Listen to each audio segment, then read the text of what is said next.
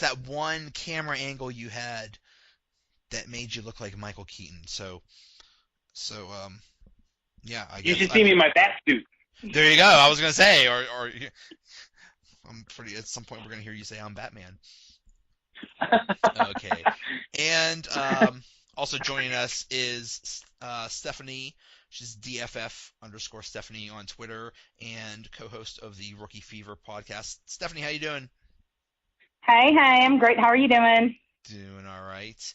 All right. So, Stephanie, let's talk about the Titans. Well, we're going to talk about. I guess I didn't mention this. This week we're going to preview the AFC South and start with the Titans. They had a lot of changes this off season. New coach. They've gone with Mike Vrabel. What do you think, Stephanie?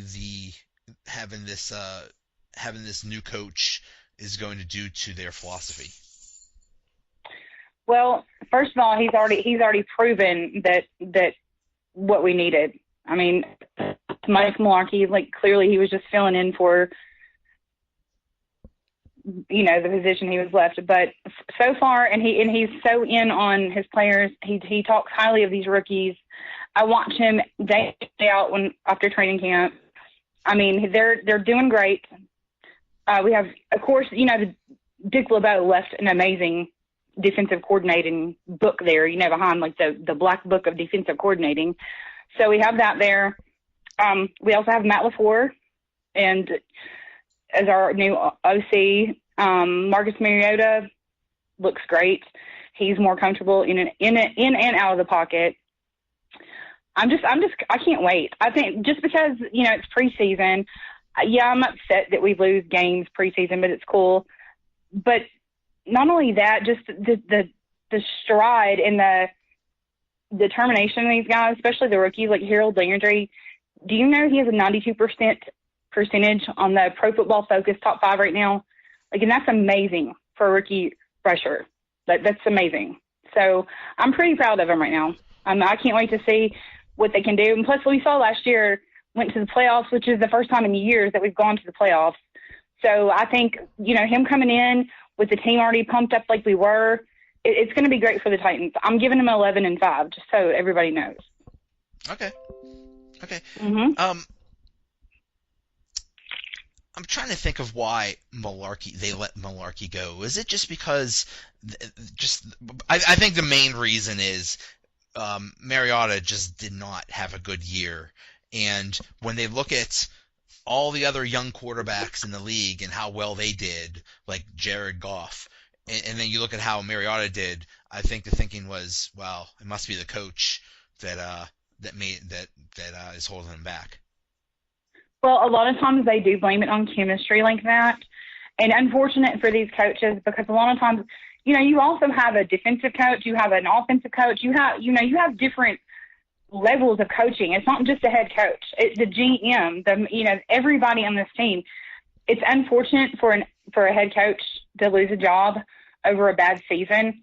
But at the same time, you have to remember Mularkey was just an intern that was brought in after Heimendinger, right? Yeah. Wasn't our coach? Who was our coach before that? Munchak. I'm sorry. I said Heimendinger. Oh, Lord have mercy. But yeah, Mike Munchak. So you have to look at all of that.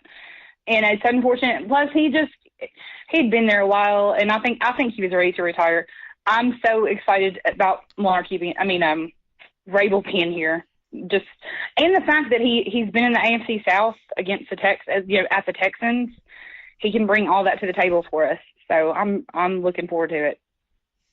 Yeah, it's going to be very interesting to see how it all shakes out. Now, I'm really interested to see how the running backs are going to be because now they got Deion Lewis, and I'm really curious to see how he's going to work with Derrick Henry. All right, well, Derrick Henry's going to have the most carries. I can tell you that now because and he's already been projected over 1,000 yards. Deion Lewis is more of the short track getting you in there, kind of how, do you remember the Chris Johnson, Lindell White era? Do you remember how they kind of did that? Yeah. That's how this is kind of working. So that's the kind of the regiment they're doing with that. That's what I've seen so far. Yeah. Yeah, I could see it. I could see it shaking out like that. So you're saying 11 Mm-hmm. and 5. Gosh, Yep, completely. this whole Or 10 and 6, 11 and 5. That either one. I know that we're going to be better than the Texans and the Colts. Jacksonville, I'm kind of worried about. We did see that performance in the playoffs last year. Marcus Mariota had his in legs and took him to church and everything. But that's a good squad, and that's one squad I've always been worried about as far as a Titans fan and like loving the AFC South is Jacksonville, because they've always produced great players and out of that squad. So it'll be interesting to see. I mean, I'm not going to say we're going to finish first. I really hope we do, but second it's either first or second between us and Jacksonville. it's going to be so tough. I think it's just going to be such a close race between the Titans, the Texans, and Jacksonville. I think it's just going to be so close. What do you think? What do you think about the Titans, MZ? I like what the Titans did in the offseason. They went out, they bolstered up the secondary, bringing in Malcolm Butler and Kenny Vaccaro, who they just got. Love Harold Landry. That was a great draft pick, and I think Rashaan Evans is going to help out at the linebacker spot. I agree with Stephanie. I think Henry's going to have a breakout year this year. I really do. I can't wait to watch some RPOs with him and Mariota. Corey Davis is an excellent wideout. Now you got Taylor Lewan is locked up, which is a big help for that offensive line. You got to protect Marcus. Let him do his thing back there. Really like them. I actually had them going 12-4 this year. Wow, really? Wow. I got a 12-4 record with them. Yeah, well, thank you. Where do I sign? I really like this franchise, and I like a new coach for some new life. I really like the things they've done in this offseason. All right. And let me just say real fast that so Harold Landry also has been working with Taylor Lewan, because that's Marcus's backup right there. So, and for him to even come above that 90 percentile and come through and like just show that spark that this team needed, because it's been a minute since our defensive line has been on fire. Like, let's just all be honest. Like, didn't we finish 32nd like not too long ago?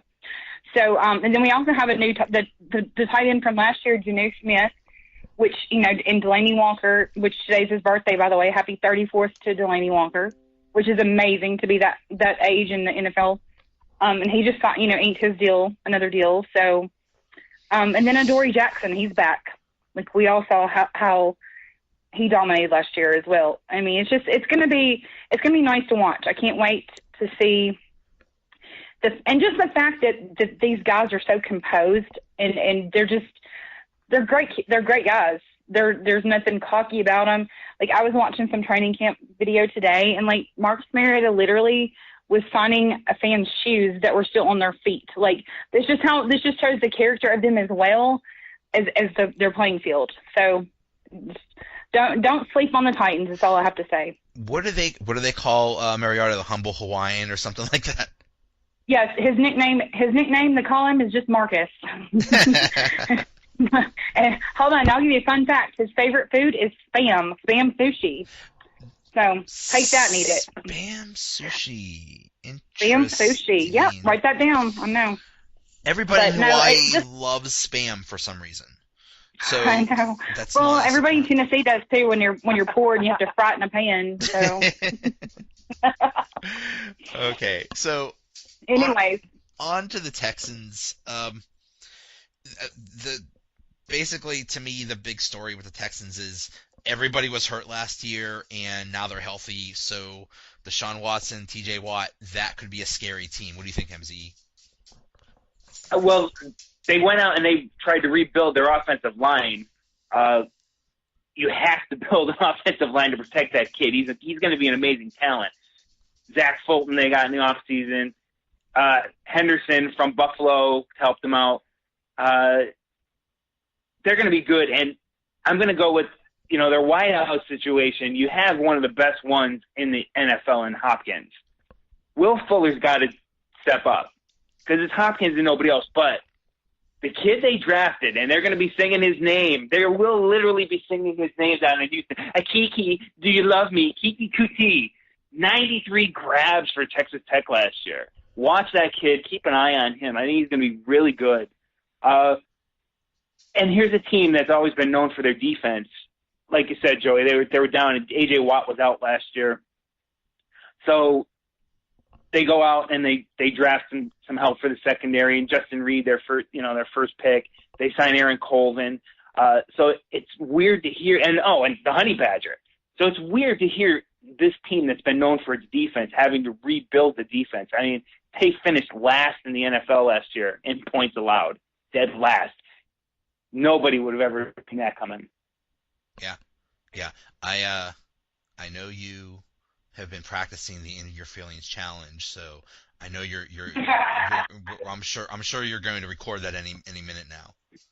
I'll tell you what, if the Texans win the Super Bowl, I will do an In Your Feelings challenge. But I think they actually could finish ahead of the Jaguars this year. I think it's possible. Looking at the schedule, I think it's possible. Interesting. What do you think of the Texans, Stephanie? Well, I agree. I don't think they're going to go anywhere. They're coming off the J.J. Watt coming back, Deshaun Watson. He was my guy last year to go to. I was watching Deshaun Watson when he got hurt. It was unfortunate. But come on now. You're asking me about the AFC South. Or would I just tell you? Tighten up, Joey. Tighten up. I know. I think no comment. No incriminating comment. Okay. Okay. So you're predicting they go 0-16? Is that what you're thinking? No. Unfortunately, there's not going to be. Let's not go back to that subject. I'm going to say about 8-7 for them. Okay. Maybe. Okay. Or 3-11. 3-11. I said 3-11. I mean, because they're not going to be. No, I mean, I don't know. Like, if this is hard. You're talking about preseason. Ask me in a couple weeks. Like, we'll do this interview again in a couple weeks after I've seen them play a little bit more and get more comfortable, get closer to the season. I need to see a few more preseason games with them. I need to. I don't like predicting this early in it. It is. It's hard. Yeah. I mean, my show is Rookie Fever. I do talk about the rookies. There's really not a lot there that I'm focused on with the Texans. There's not a lot to talk about right now. Yeah. Okay. So the Jaguars, sore subject with me because they basically destroyed the Steelers' entire season last year. But you lost to Blake Bortles, Joey. Hey, guess what? We didn't. That is a subject of great shame for Steelers fans. That's for sure. They didn't. The only thing they changed mostly, I did see that they got Andrew Norwell for the offensive line, and their wide receivers are different. But what do you think they're going to do this year, MZE? You know, they're going to be their defense is the anchor of this team. You can, I mean, they're all pros almost all over the place. The offense, it's got to run through Fournette. I mean, he had a nice year last year, 1,000 yards, 9 touchdowns, catches the ball a little bit too. But I look at the receiving core, and I'm not seeing who's going to be the guy. I mean, is it Marquise Lee? 56 catches led the team last year. Maybe the Chark that they drafted from LSU, he's a pretty good playmaker. He had 874 yards last year with LSU, 40 grabs, and a program that really isn't known for its aerial attack. Then they went out. They signed Moncrief away from Indianapolis. We'll see about him. If he's healthy, he can help out. Their tight end situation, they went and beefed up with Safarian Jenkins and Niles Paul. But again, these are nice little pieces, but your coach isn't Bill Belichick either, who can just fill in little pieces and get success out of them. This team's going to rely on its defense to win again. I talked about this with you before, Joey. I don't believe in Blake Bortles. I can't believe in Blake Bortles. He really has to show me something. I actually have them going 9-7 this year. Yeah, I just don't know what to say about Blake Bortles. It's like